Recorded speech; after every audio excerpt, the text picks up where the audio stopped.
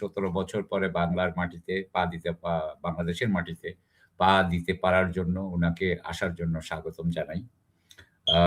১৭ বছর আগে এক খুবই কষ্টকর সময়ে উনি গিয়েছিলেন। যে নিপীড়নের উনি তখন নিপীড়ন উনার উপরে চলেছিল, যে অবস্থায় উনি চলেছিলেন সেটা উনার জীবনের একটা খুবই খারাপ সময় ছিল এবং আজকে একটা ভালো সময়। আমি আশা করি যে উনার উপরে যে নিপীড়ন করা হয়েছিল, যারা অত্যাচার করেছিল তার ন্যায় বিচার হবে, উনারা বিচার পাবেন। বিএনপি অবশ্যই এই বিচার নিয়ে কেউ কখনো কথা বলে না। তবে আমি মনে করি পাওয়া উচিত। দ্বিতীয় কথা হচ্ছে যে সেই সময় যেই প্রেক্ষাপটে এখন উনি এসেছেন এবং উনার বক্তব্য আমি পড়েছি, কিছুটা দেখেছি। আমরা সবাই বাংলাদেশের মানুষ উনাকে চাই যে উনি বাংলাদেশকে উন্নত করার উনার যদি যে প্রচেষ্টা থাকবে সে প্রচেষ্টা সম্পূর্ণ সফল হোক। এখানে আমি একটু কথা রাখতে মানে কথা শুনতে চাই যে যেই প্রেক্ষাপটে উনি দেশ থেকে দেশ ত্যাগ করেছেন সেই প্রেক্ষাপটটা আসলে এই 17 বছর বিএনপি কোনোভাবেই তুলে ধরেনি আর কি, মানে চায় বা পরিষ্কার করেনি কোন প্রেক্ষাপটে গিয়েছেন, কোন প্রেক্ষাপটে ওনাকে কি মানে উনি মুসলেখা দিয়ে গিয়েছেন, সেই মুসলেখার কি মানে পরিণতি হলো, এখন কোন পরিস্থিতিতে উনি দেশে ফিরে এসেছেন। আনন্দবাজার পত্রিকা একটা ব্যাখ্যা দিয়েছে, সেটাও বা কতটা ঠিক সেই ব্যাখ্যাটাও কিন্তু বিএনপি থেকে আসেনি।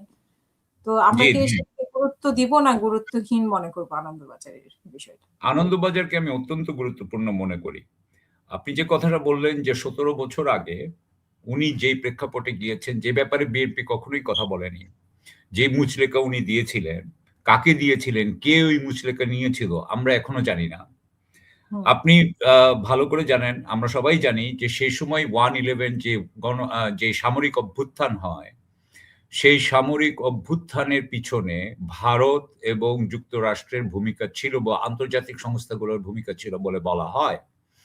এবং সেই 1/11 এর পরে শেখ হাসিনাকে ক্ষমতায় আনা হয়। শেখ হাসিনাকে ক্ষমতায় আনার পরে আমরা জানি যে সেই ভারতের সাথে আমরা একটা ভারতের করদ রাজ্য বলি আমরা, করদ রাজ্যে পরিণত হই, কলোনিতে পরিণত হই। আমরা একটা অঙ্গরাজ্যের ক্ষমতাও আমাদের ছিল না। সেই অবস্থায় এখনো কিন্তু চলছে এবং এখন সেই সময় ওই প্রেক্ষাপটে উনি যে চলে গেছেন, উনি কিছুদিন আগে উনি লিখলেন, আপনি ভালো যেটা বললেন যে এখানে আসার একক নিয়ন্ত্রণ উনার হাতে নাই। তো তখন আমরা প্রশ্ন করেছিলাম, সবাই প্রশ্ন করেছিল যে উনার যদি একক নিয়ন্ত্রণ না থাকে তাহলে কার হাতে উনার নিয়ন্ত্রণ? বিএনপির হাতে। আমি সামাজিক মাধ্যমে বলেছিলাম যে বিএনপির হাতে যদি নিয়ন্ত্রণ থাকে তার মানে উনার হাতে নিয়ন্ত্রণ। বিএনপির অন্য কারো কথা তো উনি শুনবেন না। বাংলাদেশের কেউ যদি হইতে পারে সেনাবাহিনী উনাকে আটকাতে চায়, কে আটকাতে চায়? তো তাহলে আমি যেটা মনে করতাম এবং বাংলাদেশের সবাই প্রায় মনে করে যে যারা এটাতে ওয়াকিবহাল, যে ভারতের কারণে উনি আসতে পারছিলেন না বলে আমরা সন্দেহ করেছি। কারণ আমাদের কাছে ওরকম প্রমাণ ছিল না। কিন্তু অন্যান্য সবকিছু মিলিয়ে আমরা মনে করেছি যে 1/11 এর পরে যেটা ভারতের যে ভূমিকা বেড়ে গেছে ভারতের কারণে। এখন আসেন যে এরপরে আমরা দেখলাম যে উনি আসবেন। উনি কিছুদিন পরেই কিন্তু উনি করলেন। এইটা যদি আমরা তখন এটাও বলেছিলাম যে উনি যদি আসতে না পারেন বাংলাদেশে তাহলে উনার পক্ষে নির্বাচনে জেতা কঠিন হবে বলে আমরা মনে করি। একটা নেতৃত্বহীন একটা পার্টি কিভাবে নির্বাচনে প্রচারণা করবেন? তারপরে আমরা দেখতে পেলাম যে উনি বাংলাদেশে আসবেন বলে বললেন। এই সময় আমাদের আনন্দবাজার পত্রিকা একটা আর্টিকেল ছাপালো যেটার মোদ্দা কথা হচ্ছে যে ভারতের সবচেয়ে প্রিয় হচ্ছে আওয়ামী লীগ। এখন ভারতে যেহেতু আওয়ামী লীগ কাজ করতে পারছে না বা আওয়ামী লীগ যেহেতু এখন নির্বাচনে আসতে পারবে না, সেই জন্য তারা বিএনপিকে বেছে নিয়েছে। এখন তারা তারেক রহমানের সাথে তারা একটা সমঝোতা করেছে।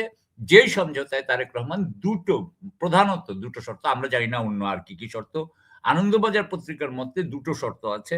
একটা হচ্ছে যে আপনার বাংলাদেশে ভারতের স্বার্থবিরোধী বা বিচ্ছিন্নতাবাদী কাউকে এখানে জায়গা দেওয়া হবে না। বিচ্ছিন্নতাবাদী কিভাবে সংজ্ঞায়িত হবে সেটা আমি জানি না। ওগুলো আমরা জানি না। দ্বিতীয় কথা হচ্ছে যেটা বলা হয়েছে সেটা হচ্ছে যে বাংলাদেশ এবং ভারতের মধ্যে যত কিছু চুক্তি হয়েছে, যেগুলো আমরা সবই জানি প্রায় অসম চুক্তি, কিন্তু এই চুক্তিগুলো বলবৎ থাকবে, এই চুক্তিগুলো কোনো পরিবর্তন করা হবে না এবং উনারা এমন কোনো বোধহয় আইনও করবেন না পরে।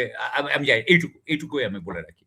তো তার মানে হচ্ছে যে আমাদের যেটা আমরা সবকিছু দেখে বুঝতে পারছি, সেটা হচ্ছে ভারত উনাকে আসতে দিয়েছে। ভারত উনাকে অন্তত আগে হয়তো বাধা ছিল, সে বাধা উঠিয়ে নিয়েছে, সেজন্য উনি এখন আসতে পারছেন।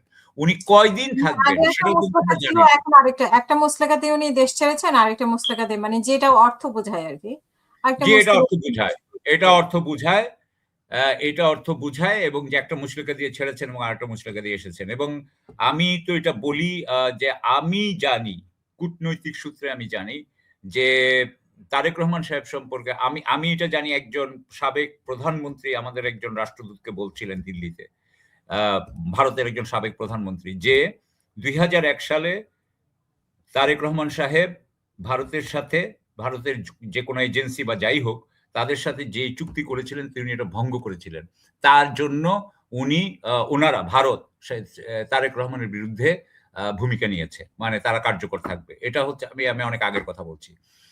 ওই ঘটনার পরে। বাট সো আমি মনে করি যে আ যে ভারতের ইয়ে ছাড়া ভারতের সাথে আন্ডারস্ট্যান্ডিং ছাড়া এটা হয় নাই। হুম। তার মানে এখন কি? তার মানে হচ্ছে যে